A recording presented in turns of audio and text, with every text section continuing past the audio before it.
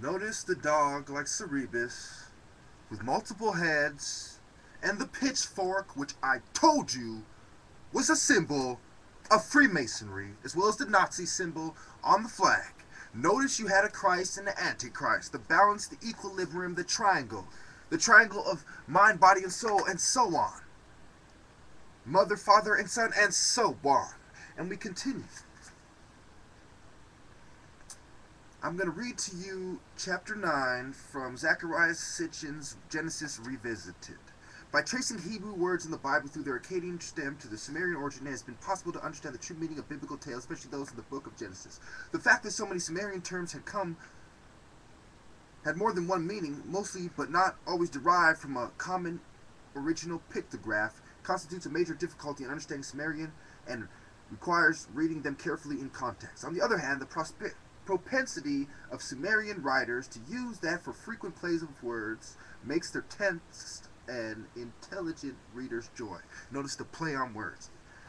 Dealing, for example, with the biblical tale of the upheavaling of Sodom and Gomorrah, the war of gods and men, I pointed out that the notion that Lot's wife was turned into a pillar of salt when she stayed back to watch what was happening in fact meant pillar of vapor in the original Sumerian terminology. Since salt was obtained in Sumer from vapor-filled swamps, the original Sumerian term Nimur came to mean both salt and vapor. Poor Lot's wife was vaporized, not turned into salt, by the nuclear blast that caused the upheaval of the cities of the plain. I'm going to cite Stitchin, but I don't agree with everything he says, especially the alien twist to it. But I'll continue anyway. Regarding the biblical tale of Eve, it was the great Sumerologist Samuel N. Kramer who first pointed out that her name, which meant in Hebrew, she who has life, and the tale of her origin from Adam's rib, in all probability, stemmed from the Sumerian play on the word ti, which meant both life and rib.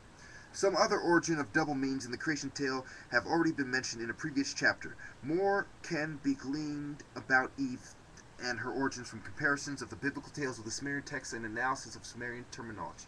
The genetic manipulations we have seen were conducted by Enki and Ninti in a special facility called, in the Akkadian versions, Bit Shimti, house where the wind of life is breathed in.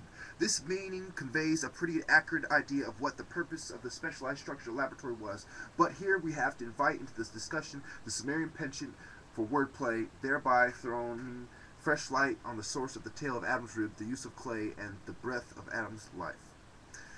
So it goes on talking about Akkadian Silu, which comes from the Hebrew Sila, and talking about life, rib, wind, side, and clay. It expands on the origin of the words, and we go to page 187, bottom of the page. Early Assyrian, about 850 BCE, contains lines that parallel some of the biblical verses about a man leaving his father's house and becoming as one with his wife as they lie in bed together. The tablet that carries this text is too damaged, however, to reveal all that Sumerian original text had to say.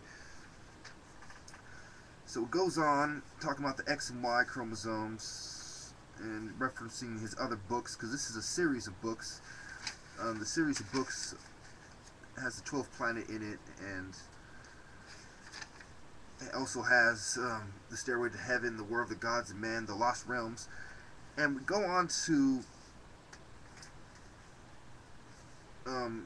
the main reason I'm going to quote this book, because I spent over 40 minutes on it, and I wasn't meaning to spend this long,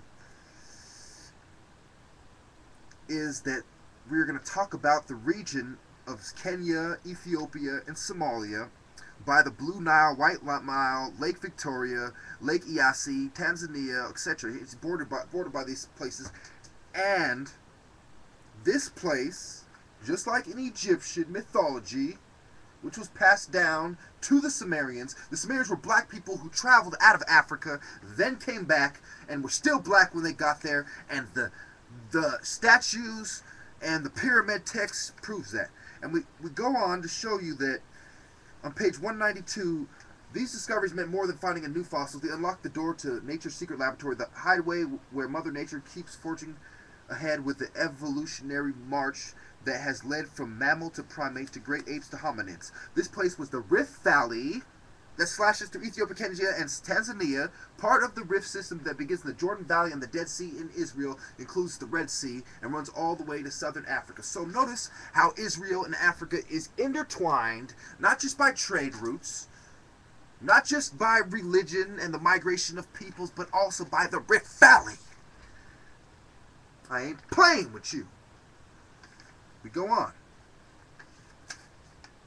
It goes on to talk about Johns Hopkins University and University of Cal Berkeley, Tim White, J. Desmond Clark, and a lot of other studies done on these things, and as well as their scholarly debates and museums. But we're not going to get into that. We don't have time. We're going to go on to the next book, Zachariah Stitchin, The 12th Planet. I'm going to give you 3 quick references and slap through Chinua Achebe and